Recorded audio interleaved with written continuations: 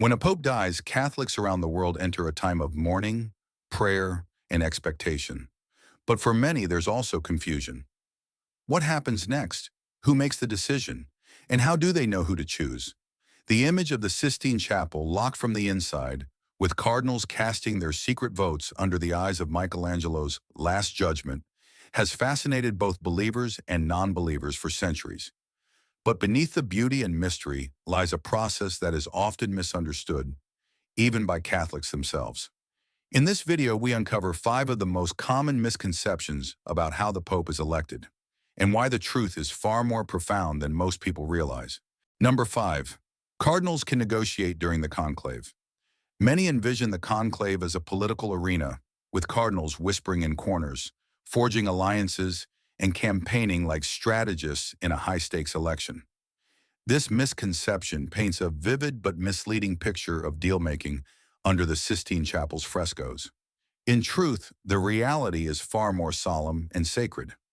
Once the master of ceremonies proclaims, "Extra omnes," everyone out, and the chapel doors are sealed, a profound silence descends. Canon law, specifically Universi Dominici Gregis, 1996, strictly forbids any form of lobbying, persuasion, or coordinated campaigning once the conclave begins. The cardinals are cut off from the world. No phones, no internet, no newspapers. Even their interactions among themselves are tightly restricted. Open discussions about candidates or preferences are prohibited, and the focus shifts to prayer, reflection, and silent voting. This isolation is no mere formality, it's a spiritual necessity. The Church believes the conclave is not a political contest, but a sacred encounter where human voices must quiet to hear the Holy Spirit. To enforce this, modern conclaves use signal jamming devices to block communication, and attendants are sworn to secrecy. Violating these rules carries grave consequences. A cardinal who engages in improper influence risks not only invalidating the vote, but also automatic excommunication, a penalty underscoring the process's sanctity. Historically, this silence has been tested. In the 1903 conclave, rumors of an Austrian emperor's attempt to veto Cardinal Rampolla stirred controversy, but such external pressures are now explicitly banned.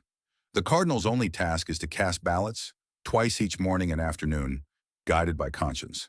Each vote is a solitary act, written in disguise to ensure anonymity, then burned with chemicals to produce black smoke if inconclusive.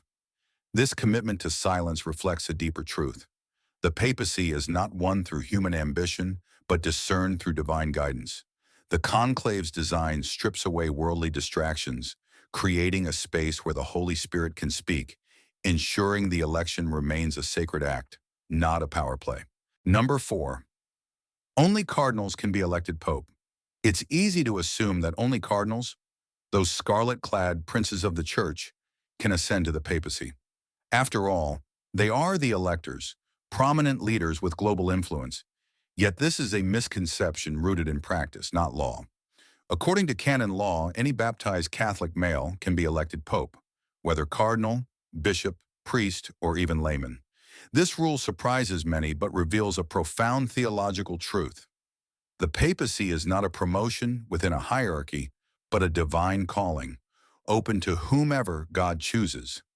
If a layman were elected, he would need to be ordained as deacon, priest, and bishop before assuming the role. But the possibility remains.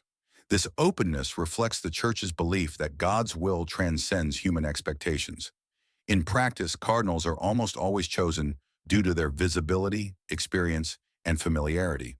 They've led dioceses, served in the Vatican, or governed global church initiatives, making them natural candidates.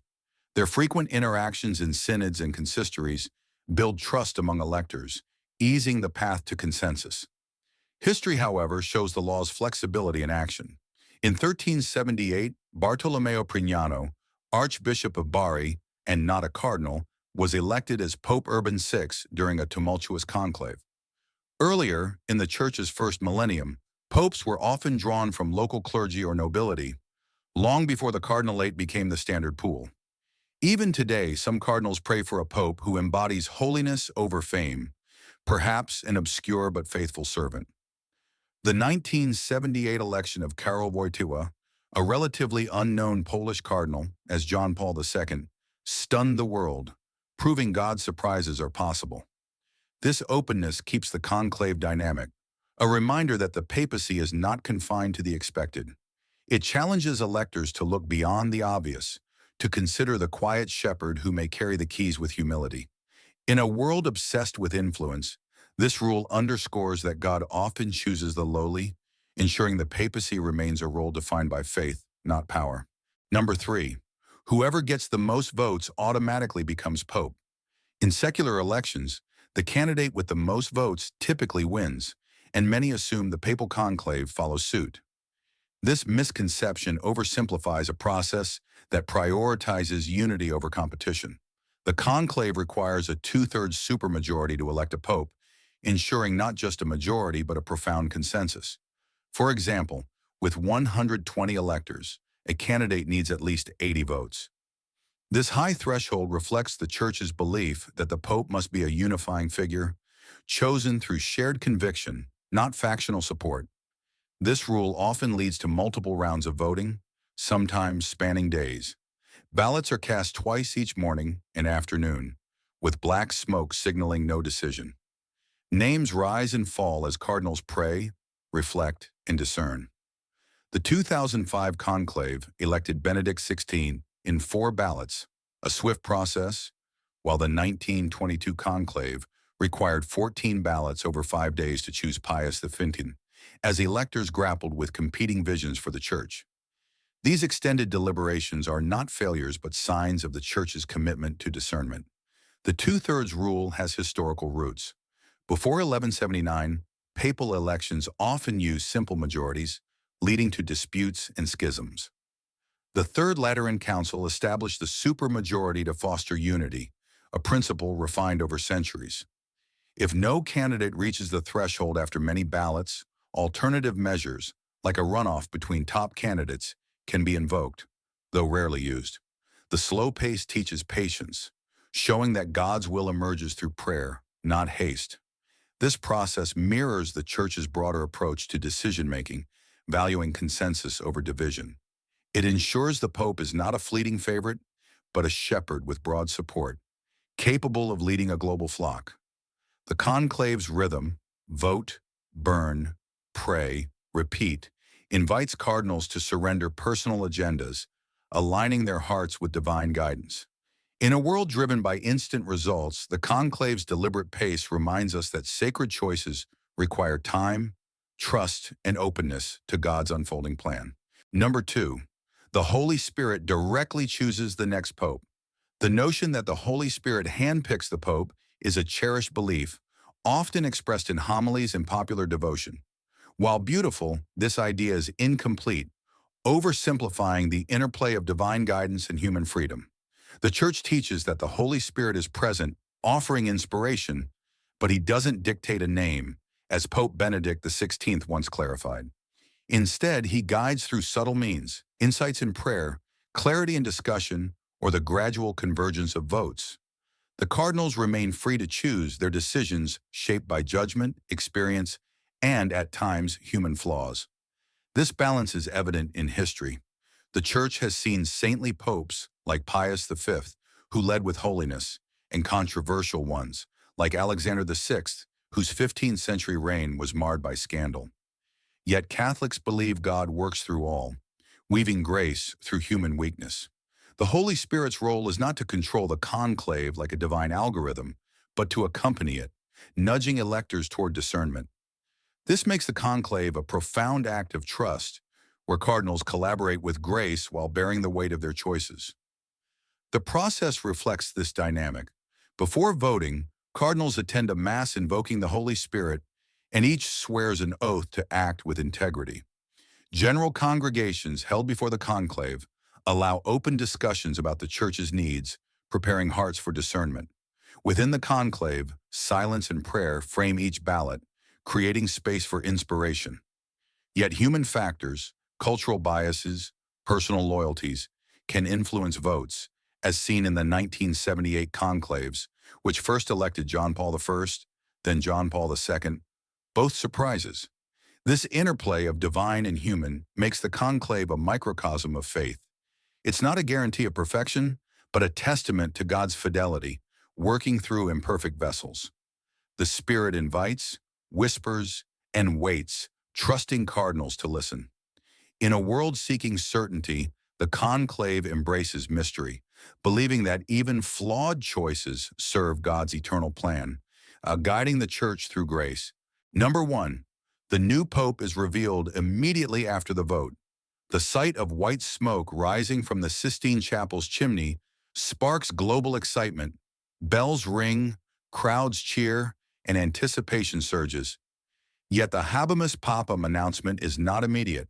Between the final vote and the Pope's appearance, a series of intimate, transformative moments unfold, rich with spiritual weight. Once a candidate secures the two-thirds majority, the Cardinal Dean approaches and asks in Latin, "Acceptasne electionem?" Do you accept your election? If he responds, "Accepto," I accept, he becomes Pope instantly. He then chooses his papal name, often a symbolic nod to predecessors or values. John Paul II, elected in 1978, honored John the 23rd and Paul VI, signaling continuity. This choice is deeply personal, reflecting the new Pope's vision for his ministry. Next, he is led to the Room of Tears, a small chamber beside the Sistine Chapel. Here he dons the white cassock, selected from 3 pre-prepared sizes. The room's name captures the overwhelming emotions many experience. John the 23rd reportedly wept, struck by the responsibility.